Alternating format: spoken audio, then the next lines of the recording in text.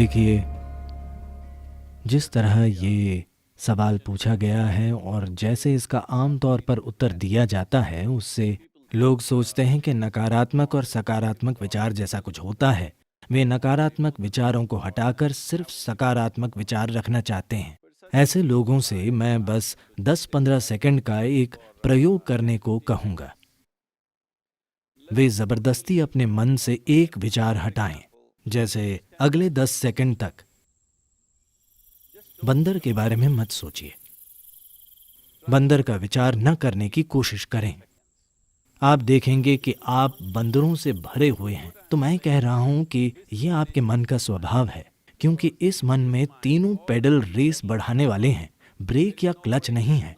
आप जो भी दबाएंगे ये और तेज भागेगा। ऐसे मन के होते हुए नैतिक और धार्मिक शिक्षकों ने सिखाया है कि बुरी चीजों के बारे में मत सोचो। तब से वे हमेशा यही करने लगे। आप मन को ऐसे बिल्कुल नहीं संभाल सकते। इसके लिए आत्मज्ञान जरूरी नहीं है। अगर आप 2 मिनट आंखें बंद करें तो आप जान जाएंगे कि आप इस मन के साथ कोई जबरदस्ती नहीं कर सकते। तो मैं बुरे विचार हटाना चाहता हूँ, इस दिशा में कभी मत जाइए, क्योंकि आप जो हटाना चाहेंगे वो आपका गुण बन जाएगा। वो हमेशा हावी रहेगा। तो मुझे क्या करना चाहिए? बात यह है कि मन की बुनियादी प्रक्रिया को समझे बिना, क्योंकि हमारा मन, इंसानी मन, धरती का सबसे जटिल कंप्यूटर है। सभी सुपर कंप्यूटर्स भी इसी से निकले हैं। अब ऐसा है तो क्या ये जरूरी नहीं है कि हम इसके काम करने का तरीका समझें? अगर आप मुझसे पूछें तो इसका एक सरल पहलू ये है कि हमारे मन में कोई घटा और भाग नहीं होता, सिर्फ जोड़ और गुणा होता है। अगर आप इससे कुछ हटाना चाहेंगे तो ये कहेगा एक और। अगर आप बहुत जोर देंगे तो ये कई गुणा हो जाएगा। ऐसे मन में आप अच्छा और बुरा पहचान कर उन्हें हटाने की कोशिश मत कीजिए। सबसे पहले हमें ये समझना होगा This mind of yours, this body of yours is supposed to serve you. कि आपका ये मन और शरीर आपकी सेवा के लिए ही है। आपका जीवन महत्वपूर्ण है।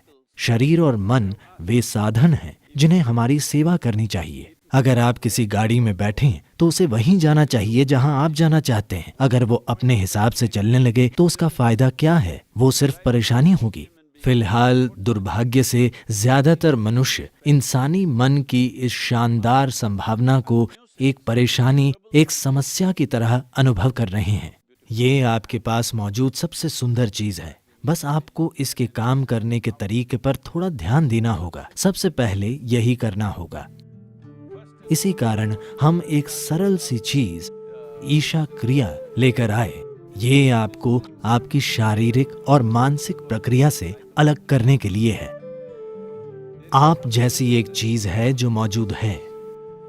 ये आपके सभी विचारों और भावनाओं और शारीरिक प्रक्रियाओं का जोड़ नहीं है। आप इन सब से परे हैं। अगर आप अपनी आंखें बंद कर लें तो कुछ नहीं दिखता, पर आप मौजूद होते हैं। आप अपनी आंखों की खिड़की से बाहर देखते हैं, पर आंखें बंद कर लेने पर आपका अस्तित्व खो नहीं जाता। आपका अस्तित्व तब भी होता है। तो अपने विचारों और भावनाओं से परे भी आप मौजूद हैं। So that you, the life that you are, this has to come into your experience. तो जो जीवन आप हैं उसका अनुभव करने की जरूरत है। ऐसा क्यों है कि अपने होने के सबसे महत्वपूर्ण पहलू को आप अपने अनुभव में नहीं आने दे रहे? फिलहाल हमारे जीवन का सबसे महत्वपूर्ण पहलू है कि आप और मैं इस समय जीवित हैं। बस यही है। मैं क्या सोच रहा हूँ, आप क्या सोच रहे हैं, ये महत्वपूर्ण नहीं है। हम इस समय जिंदा हैं, यही महत्वपूर्ण है। तो ये महत्वपूर्ण है कि आप अपने भीतर बुनियादी जीवंतता पर ध्यान केंद्रित करें। तब आप देखेंगे कि आप और आपकी विचार प्रक्रिया के बीच एक दूरी आ गई है। अपनी मानसिक प्रक्रिया और शारीरिक प्रक्रिया से दूरी बना लेना, यही कष्टों का अंत है। क्योंकि इंसान केवल 2 तरह के कष्टों से गुजरता है, शारीरिक कष्ट और मानसिक कष्ट। जब आप खुद के और मन के बीच, खुद के और शरीर के बीच थोड़ी दूरी बना लेते हैं तो ये दुखों का अंत है। इसे हर मनुष्य को जानना और समझना होगा। नहीं तो आप सोचते रहेंगे, मैं बुरे विचार हटाकर सिर्फ अच्छे विचार रखूंगा। मेरी शुभकामनाएं, पर यह नहीं हो पाएगा। 100% ये काम नहीं करने वाला, क्योंकि कोई विचार हटा नहीं सकता। उन्हें कुछ समय तक टाला जा सकता है। तो जब बुरे विचार आते हैं आप कहें राम राम शिव शिव जो भी आप कहें, पर ये सिर्फ उनसे बचना हुआ, वो चले नहीं जाते। जिस पल आप उन्हें रोकते हैं वे बड़ी ताकत से फिर आएंगे, वरना वे आपके सपनों में वापस आ जाएंगे। तो ये बहुत महत्वपूर्ण है। सबसे पहले आपको समझना होगा कि आपका गुस्सा, नाराजगी, आपका जो डर है, जो भी नकारात्मकता आप पैदा करते हैं, आमतौर पर नाराजगी और गुस्सा हमेशा किसी दूसरे की ओर होते हैं। पर हमें समझना होगा कि ये जहर हम खुद पी रहे हैं और दूसरे के मरने की उम्मीद कर रहे हैं। सौभाग्य से जीवन ऐसे काम नहीं करता। अगर मैं जहर पीता हूं तो मैं मरूंगा, मेरे जहर पीने पर आप नहीं मरेंगे।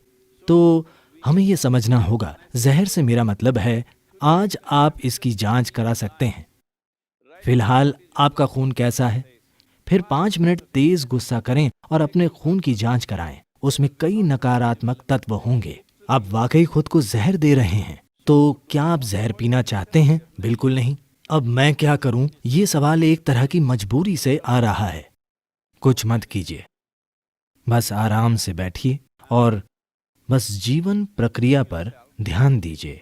शायद आपके दिल की धड़कन या आपकी सांस, शायद जीवित होने की अनुभूति, आप कितने संवेदनशील या बोध पाने की काबिलियत रखते हैं, उसी के हिसाब से कुछ चीजें, शरीर की कोई संवेदना, आपकी सांसें, दिल की धड़कन या कुछ ऐसा लें जो आपको जीवन का संकेत देता हो। बस उस पर कुछ समय तक ध्यान दीजिए। धीरे धीरे आप देखेंगे कि आप और आपने जो इकट्ठा किया है उनमें एक दूरी आ गई है। इकट्ठा की गई चीजें हैं आपकी शारीरिक प्रक्रिया और मानसिक संभावना या फिर मानसिक अस्त व्यवस्था।